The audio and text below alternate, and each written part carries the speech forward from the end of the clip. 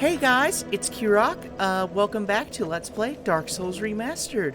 Last time, we escaped the Undead Asylum, therefore fulfilling part of the prophecy of the chosen undead, and we found ourselves here in Firelink Shrine.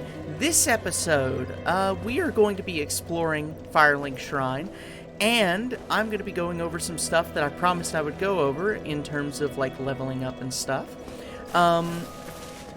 Sorry for the weird schedule. I'm still trying to get a handle on how I want to record these. Like, if I want to do a sort of, like, 2 videos a week, 3 videos a week. I'm thinking 2 for the time being, because that's just easier with my full-time work schedule.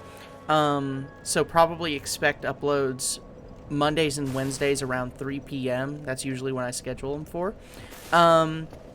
But we'll go ahead and get started. We, as you can see in the bottom right corner, we have 2,280 souls, and that is plenty to level up with. So we're going to go ahead and go through the level up process. So, when you rest at a bonfire, another thing I didn't mention that happens is this saves your place. Dark Souls constantly saves, so you can't, like, go back and change things if you mess up. But when you rest at a bonfire, it does save your location for whenever you die, and you will respawn at whatever bonfire you last rested at. So, don't be afraid to rest at bonfires. Although it does respawn enemies, so if there's something that you had a hard time killing and you really don't want it to respawn, but also if there's, like, another enemy that you do not want to, like, deal with, it's a good idea to maybe rest just so you have your spot saved. But there are a couple things we can do here. First of all is leveling up, so let's go ahead and do that. Alright, stat-wise, most of these stats are pretty self-explanatory. You just kind of level up the stat that you want, but the reason I wanted to do it here is because the allocations are better. It's easier to tell what levels up what, and I don't have to memorize it, so. Vitality, that dictates mainly your health, but it also does dictate some physical defense stats. It doesn't have a great impact on it. That's going to be mostly given to you by your armor, so leveling up Vitality, always good. If you're having a hard time, I highly recommend hard leveling Vitality as far as you can until you reach, like, I would say 30, and then go into other stats, but it's your prerogative. It's your game, whatever you're playing. It's up to you. Attunement. Attunement also dictates physical defense and magic defense and stuff, which is kind of strange. But the main thing it dictates, as you see over there when I put 2 levels into it, is that it gives you an attunement slot. This allows you to cast spells. We're not doing spell casting, so this isn't pertinent to us. I don't know the exact values you need per slot level. I want to say it starts at 10, and then every 5 levels you get a new slot. I'll put that on screen right now to confirm whether I am correct or incorrect. But you can also see that stats kind of don't scale properly. They don't scale like 1 point per 1 for the physical defense on attunement. So if you really want extra defense, I would just wear heavier armor. But if you're playing a spellcaster, I suppose it's a good trade-off so that you don't die as easily. Endurance, also kind of self-explanatory. This is your stamina and equip load, more physical defense, and oddly enough, blood resist specifically. Endurance is very important for a strength build, especially if we're intending on wearing heavy armor, which I intend to eventually. So we'll probably be putting quite a few levels into that. Strength, this dictates your I think it's unarmed attacks, or just attacks in general, along with strength scaling weapons. So if you have a weapon that scales better with strength, you want to put stats into strength. Again, also dictates some physical defense. I'm actually starting to realize I think all of these dictate physical defense, some of them just more so than others, due to, like, they want you to have increased defenses leveling up. Interesting. Dexterity increases your attack with dex-based weapons. We don't have one, so it doesn't really affect us right here. Which, like, dex weapons are my personal favorite way to play the game, but I figured I'd do something a little different this time, doing a strength build. Resistance. self-explanatory. Increases your poison resist specifically, as well as a greater increase to your physical defense and magic defense and whatnot. Intelligence is how you cast sorceries. Sorceries scale with this stat, so if you want to do more damage, increase your intelligence. Some spells have a requirement that you have to meet before you can cast them with intelligence. I think there might be some weapons too that require intelligence. And then faith is for miracles, which are like your healing stuff, lightning, anything that would require the focus for a miracle, which I cannot remember the top. I think it's like a talisman or something like that. I can't remember the name off the top of my head, but it's something like that. Also, as you can see there by required souls and your current souls, each level up is a set number of souls, or it requires a set number of souls. There is like a very weird formula for dictating this, but it doesn't matter what class you picked, it's always the same. I'm sure if you look it up online that there's like a guide that tells you how many souls you need per one. I'm not going to do that because personally I don't think that matters too much, but we're going to go ahead and level up here. I'm going to go ahead and put some stats into strength because I want to increase my damage. And then I think I have enough. I only have enough for one more level. Let's go with vitality because increased health is nice. Yeah, and we'll go with that. So we've reached level 7. We'll go over kindling here in a sec because I would like to use this humanity here. We only have one. So, humanity. This is how you make yourself not hollow anymore. I would like to stay hollow as long as possible. But now that we have a humanity on us, we can reverse our hollowing process. When we reverse hollowing, we go back to the character that we made in that screen. Oh, we cannot kindle the bonfire while hollowed, so it looks like I'm going to have to reverse hollowing. I might do that and then jump off a cliff or something because I really don't want to get invaded. Oh, 3 extra humanity. I forgot that was there. Okay, actually, you know what? We can do something really nice for ourselves here. We're going to use 2. And then we are going to reverse hollowing.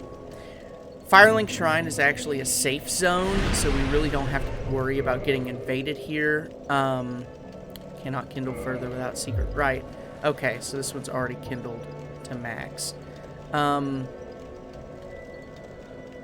Why do I have 11 Estus flasks? Hang on, I could have sworn the Estus flasks only went up to 10 on this bonfire. If I find out why that's that way, I'll put it in here.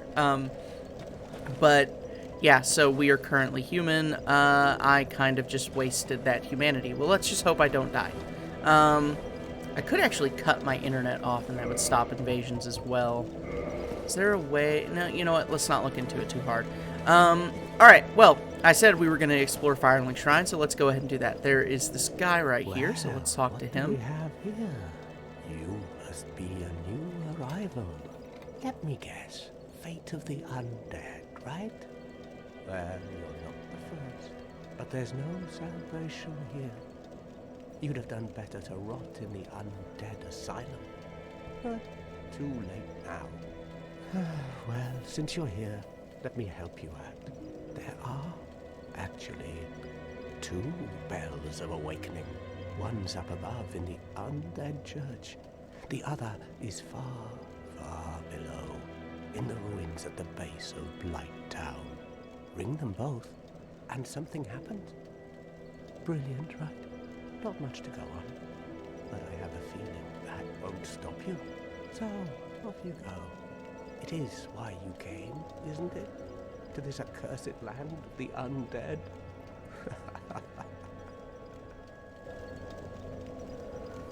All right. So, as our dear crestfallen warrior has just mentioned, there are 2 bells of awakening we need to go to.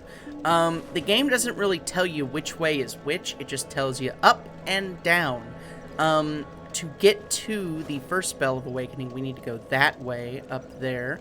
And to get to the second one, we will actually find the pathway that way. Or if you took the master key, you can get to the second bell of awakening by going down this way. I'm going to go ahead. I'm not going to do this part because, again, like I said, I don't want to skip that boss, but we will go over where that is at a later date. Just know that if you continue to go this way and you go down here, you will eventually make your way to, I think it's the lower city. I've forgotten the name. I think it's New Londo, actually. And you'll eventually make your way somewhere where you can get to Blighttown super easy. Over here is the Firekeeper. Most Firekeepers, or at least this one, has her tongue cut out, so she is not able to speak with us. At least not yet.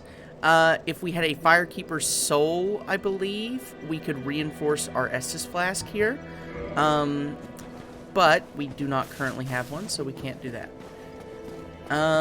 Let's go ahead and look around. I know there's a couple things that we can look around for here.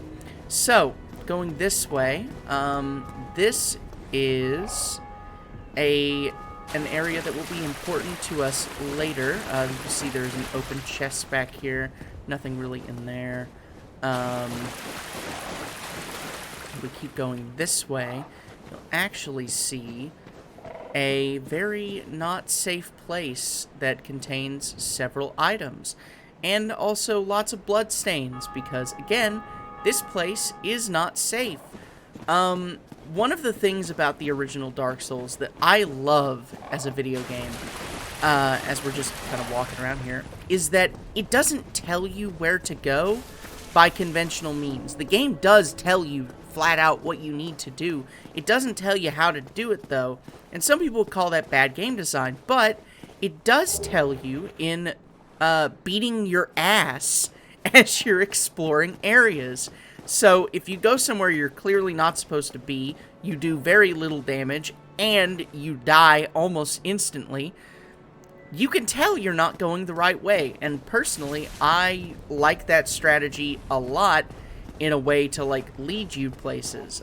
Some people really don't like it, and I guess it's a turnoff to Dark Souls, but me personally, I think it's a great way to, like, guide you throughout the game without just flat out putting a little pinpoint on a map and telling you where to go. Right here we actually have, I think his name is Pate. I am Petrus of Firelink. No, Have you Petrus. business with us? If not, hello there. no, I Wretched. realize that, but I also want you to know. Here, no, go ahead. Oh, Give us a my- copper oh, coin. I have to await my companion. So what if I would that? He can teach you miracles. well. We can't actually learn any, but I will join his covenant.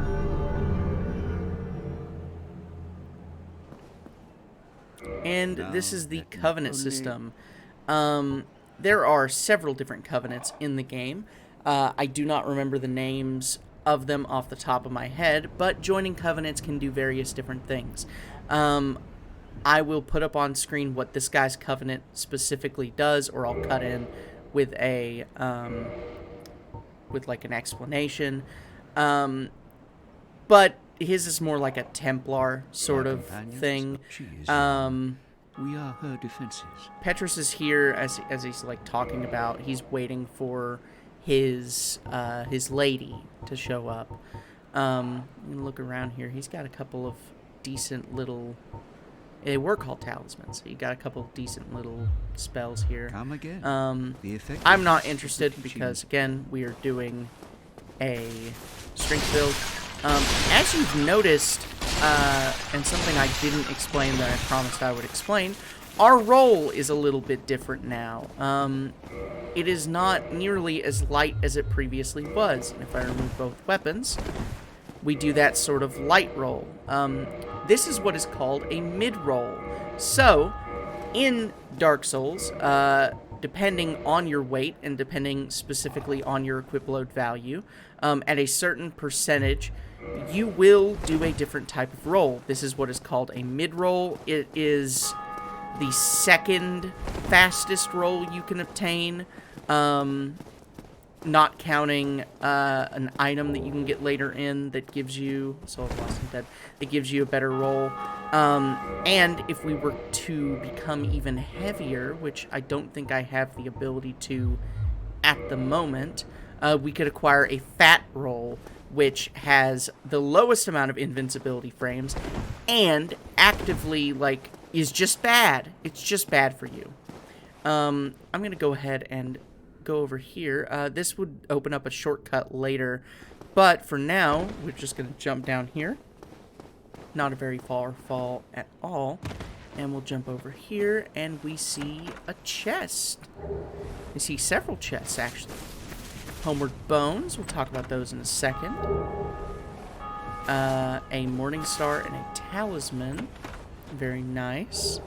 And a Cracked Red Eye Orb. So, all of these items do various different things, and we will go over them. Oh, there's one more chest. Open this. Lloyd's Talisman.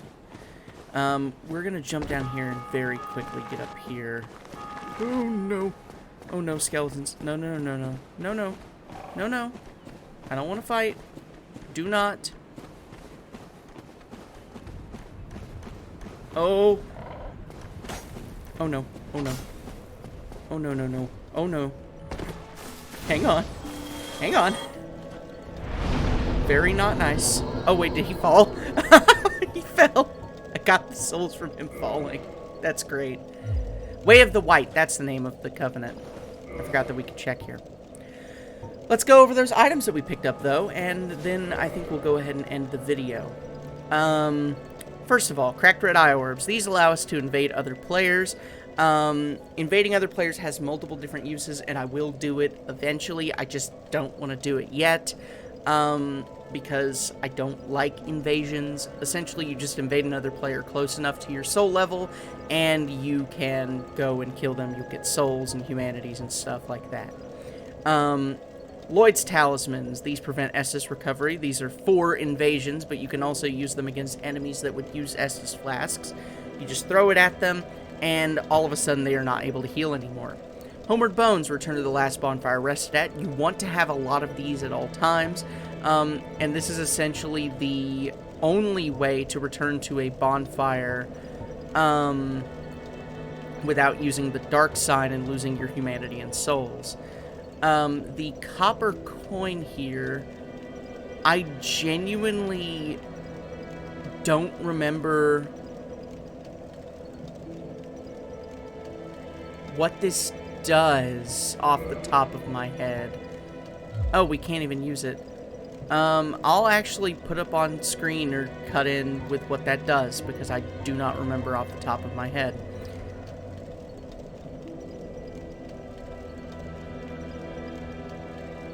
Soul of the Lost Undead is just another way to get souls. We use it here, and we will get 200 souls from that.